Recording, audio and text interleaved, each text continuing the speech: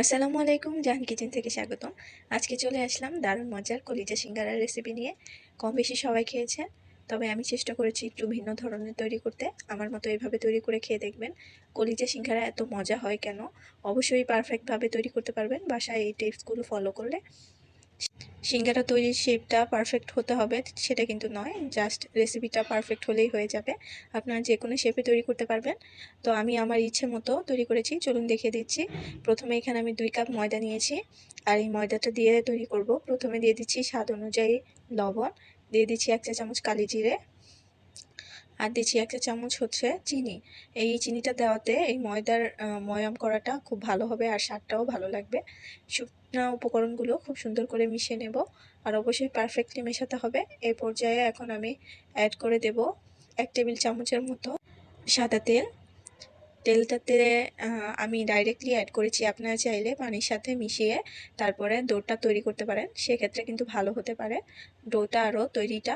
তো আমি এভাবেই তৈরি করি, এজন্য আমি এটাই দেখিয়ে দিচ্ছি। ময়ামটা খুব সুন্দর করে করে নিতে হবে, এভাবে একটু হাতে সময় নিয়ে তেলটা ময়দার সাথে ভালো করে মিশিয়ে নিতে হবে। দেখতেই পাচ্ছেন ময়ামটা সুন্দর হয়ে গেছে, এরকমটাই হতে হবে। তো এই পর্যায়ে আমি গরম পানি নিয়েছি, আমি সব রেসিপিতেই বলি আমি গরম পানিতে ডোটা তৈরি করার চেষ্টা করি, এতে বেলতে সুবিধা হয় আর ডোটা অনেকটা সফট থাকে। তো আমি চামচের সাহায্যে নেড়ে চেড়ে নিচ্ছিলাম। আজকে কথা বলতে অনেকটাই সমস্যা হয়ে যাচ্ছে ভয়েস ওভার করতে, ঠান্ডা লেগেছে বিধায় যেটা বলতে যাচ্ছি সেটাই আটকে যাচ্ছে, পারফেক্টলি বলতে পারছি না। তো কথা বলতে বলতে আমি প্রায় ডোটা তৈরি করে নিচ্ছি। তো এই পর্যায়ে চামচটা সরিয়ে নিয়েছি, হাতের সাহায্যে মেখে নেব।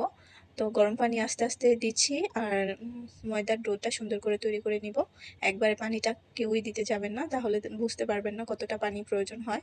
তো আস্তে আস্তে সময় নিয়ে আমি কিন্তু এই ময়দাটা মাখিয়ে নেব, আর অনেকটা সময় নিয়ে একটু মথে নেবেন, তাহলে কিন্তু সিঙ্গারাটা অনেকটা ক্রিস্পি হবে। তো এই পর্যায়ে আমার মথা শেষ হয়ে গেছে, এখন হাতে একটু সাদা তেল মাখিয়ে ডোটার গায়ে লাগিয়ে দিচ্ছি। তো এইভাবে এটাকে আমি 10 মিনিটের মতো রেস্টে রেখে দেবো। রেস্টে রেখে দেব। এখন এই পর্যায়ে নিয়ে নিয়েছি যেটা আসল পুরটা তৈরি করার জন্য আমি কলিজা নিয়ে নিয়েছি। এখানে দেখুন ছোট ছোট করে কেটে, আপনারা চাইলে আরও ছোট করে নিতে পারেন। তো এখানে আরও কিছু উপকরণ নিয়েছি, এখানে নিয়েছি সেই 2টো বড় সাইজের আলু, আর এটা হচ্ছে বুট যেটাকে ছোলা বলে অনেকেই, আর পেঁয়াজ 2টো কুচি করে নিয়েছি, এটা আগে থেকেই সেদ্ধ করা ছিল। এখানে 2টো বড় সাইজের টমেটো নিয়েছি এভাবে কুচি করে কেটে, আর নিয়েছি কাঁচামরিচ, ঝালটা আপনাদের উপর ডিপেন্ড করে। কলিজাটা আমি আগে থেকেই সেদ্ধ করে পরিষ্কার করে নিয়েছি।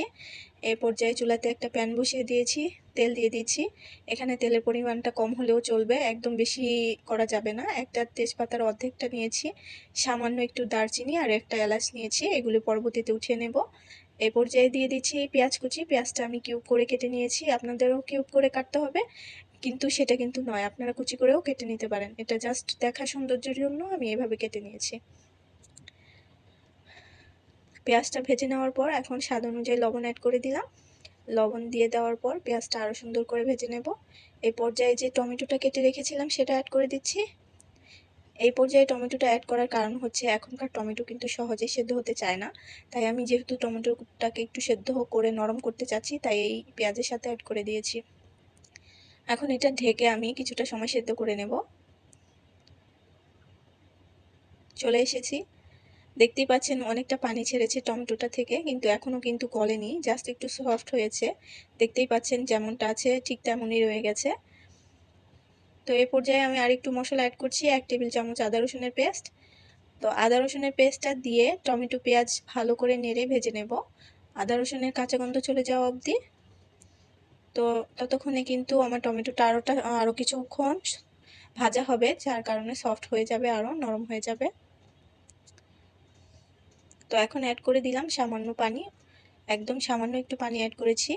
দিয়ে দিচ্ছি হলুদ গুঁড়ো 1 চা চামচ, লাল মরিচের গুঁড়ো 1 চা চামচ, ঝালটা আপনাদের উপর ডিপেন্ড করে। তো আমি এখানে আরও কিছু মশলা অ্যাড করেছি, যেটা ক্যামেরা অফ ছিল, খেয়াল ছিল না। তো এখানে আমি দিয়েছি 1 চা চামচ ধনিয়ার গুঁড়ো, 1 চা চামচ জিরার গুঁড়ো, আর 1 চা চামচ গরম মশলা। আমি খুব অল্প মশলা অ্যাড করেছি, আপনারা আপনাদের ইচ্ছে মতো করে নেবেন, কারণ আমার বাচ্চা খাবে সেই অনুযায়ী ঝালটা কম বেশি করে নিয়েছি।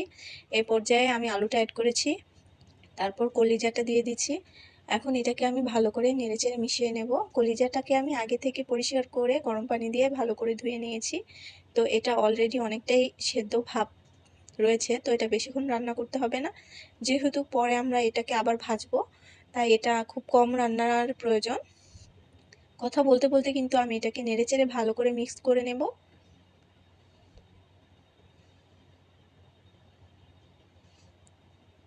খুব সুন্দর করে নেড়ে নিয়ে এটাকে আমি ভালো করে কষিয়ে নেব। তো এই পর্যায়ে যে কাঁচামরিচ কুচিটা নিয়েছি সেটা অ্যাড করে দিচ্ছি। কাঁচামরিচের পরিমাণটা আপনারা আপনাদের ইচ্ছে মতো করে নেবেন। এখানে আমি আরও স্পাইসেস অ্যাড করেছি, যার দরুন আমি এখানে মরিচের পরিমাণটা কম কম রেখেছি। এখন ঢেকে ভালো করে কষিয়ে নেব। এর মধ্যে কিন্তু অফ ক্যামেরায় আরও একবার দুইবার নেড়ে চেড়ে দিয়েছি আমি। অনেকটা সফট হয়ে এসেছে, দেখতেই পাচ্ছেন। মশলাটা যাতে পোড়া না লাগে সেই দিকে খেয়াল রাখতে হবে। তো এই পর্যায়ে অ্যাড করে দিচ্ছি 2 চা চামচ গোলমরিচের গুঁড়ো। আর অবশ্যই গোলমরিচের গুঁড়োটা অ্যাড করবেন, তাহলে এটা খাওয়ার স্বাদটা কিন্তু দ্বিগুণ হবে। এভাবে গোলমরিচের গুঁড়োটা দিয়ে আমি আরও কিছুক্ষণ সময় ভেজে নিয়েছি অফ ক্যামেরা। এখন অ্যাড করে দিচ্ছি পরিমাণ মতো পানি। পানিটা অ্যাড করে দেওয়ার পর এই পানিতেই কিন্তু আমার রান্নাটা কমপ্লিট করব, আর বাড়তি কোনো পানি অ্যাড করা লাগবে না। এখন এটাকে ঢেকে আমি রান্না করে নেব। দেখতেই পাচ্ছেন অনেকটা পানি কিন্তু শুকিয়ে গেছে। তো এই পর্যায়ে যে বুটটা ছোলাটা সেদ্ধ করে নিয়েছিলাম সেটা অ্যাড করেছি। অনেকে সিঙ্গারার মধ্যে কাঁচা বাদাম অ্যাড করে, তো আপনারা চাইলে সেটাও অ্যাড করতে পারেন। তো আমার সেটা পছন্দ নয়, তাই আমি এখানে বুটটা অ্যাড করেছি, ছোলাটা। এটা খেতেও কিন্তু দুর্দান্ত লাগে, অবশ্যই একবার ট্রাই করতে পারেন। ছোলাটা যেহেতু আগে থেকে সেদ্ধ করা, এটা বেশিক্ষণ রান্না করতে হবে না। তো সামান্য 2 থেকে 3 মিনিট আমি ঢেকে রান্না করে নেব। তারপর ফাইনালি এই যে নামিয়ে নিয়েছি। দেখতে কি কালারফুল হয়েছে। এটা আমার ছেলে দেখে এখান থেকেই খাওয়া শুরু করে দিয়েছিল। তারপরে বলেছি, বাবা এটা দিয়ে সিঙ্গারা তৈরি করব। তো সে তো মহা খুশি। ফাইনালি 10 মিনিট পর চলে এসেছি। ডোটা তো দেখতেই পাচ্ছেন কতটা সফট আর সেট হয়েছে। এখন আমার পছন্দসই লেচি কেটে নিচ্ছি। আপনারা বড় ছোট যেভাবেই চান সেভাবেই তৈরি করতে পারবেন। তো আমি মিডিয়াম সাইজ আর বড় সাইজ দুইটাই সাইজেই তৈরি করব, আর বাকি সবগুলো ফ্রোজেন করে রাখবো। সবগুলো ভেজে খাওয়ার জন্য নয়, আমার ছেলের জন্য টিফিনের জন্য কিছুটা রেখে দেব, তাই সবগুলো একসাথে ফ্রোজেন করব। দেন তারপরে ভেজে যখন ইচ্ছে তখন খেয়ে নিতে পারবেন আপনারা চাইলে। তো এখন সে একটা লেচি নিয়ে আমি বেলে নিচ্ছি। মাছ বরাবর কেটে নিয়েছি। এখন এটাতে সিঙ্গারা শেপ করে নেব। আপনারা চাইলে সিঙ্গারা শেপই করতে হবে সেটা কিন্তু নয়, যে যেভাবে পারেন সেভাবে ফোল্ড করে নেবেন, কোনো সমস্যা নেই। প্রথমে আমার একটু সমস্যা হচ্ছিল, দেন তারপরে ঠিক হয়ে গেছে। আমি যেভাবে পেরেছি সেভাবে সিঙ্গারার শেপটা দিয়ে দিয়েছি। শেপ ডাজন্ট ম্যাটার, শেপটা পারফেক্টলি হতে হবে সেটা কিন্তু নয়, মজা কেমন হয়েছে সেটা কিন্তু আসল কথা। কার কাছে আমার কথাটা ভালো লেগেছে অবশ্যই কমেন্টে জানাবেন। তো ফাইনালি একটা সিঙ্গারা তৈরি হয়ে গেল। তো এইভাবে আমি সবগুলো কিন্তু করে নেব। এই তো দেখে নিচ্ছেন, আরেকটা চেষ্টা করে নিচ্ছি আপনাদের কেউ দেখিয়ে দিচ্ছি। যারা হয়তো এই সিঙ্গারা বানাতে পারেন তারা হয়তো হাসবেন দেখে, বাট আমার কিন্তু এই সিঙ্গারাগুলো খেতে দারুণ হয়েছে। আমি আরও আগেও বানিয়েছি, তবে শেপটা আমি পিঠার মতো তৈরি করেছিলাম, তাই আর কি। তো আজকে চেষ্টা করেছি অনেকটা সিঙ্গারার মতো শেপ দেওয়ার জন্য, জানি না কতটা সফল হয়েছি। তো ফাইনালি আমার সিঙ্গারা সবগুলো তৈরি হয়ে গেছে, যেটা আমি ফ্রোজেন করে রাখবো। দেখতেই পাচ্ছেন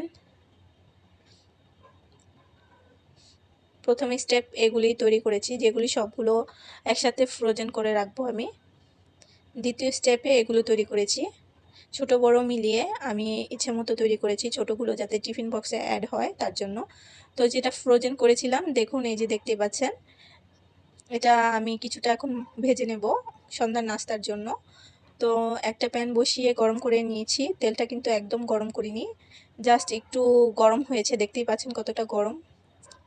এই গরমের মধ্যেই এই ফ্রোজেন করা সিঙ্গারাগুলো অ্যাড করতে হবে, তা না হলে বেশি হিট হয়ে গেলে তেল থেকে মানে পানি ছিটতে শুরু করবে, সেদিকে খেয়াল রাখতে হবে। তো এই পর্যায়ে সবগুলো সিঙ্গারা দিয়ে দেওয়ার পর একদম নাড়াচাড়া করা যাবে না।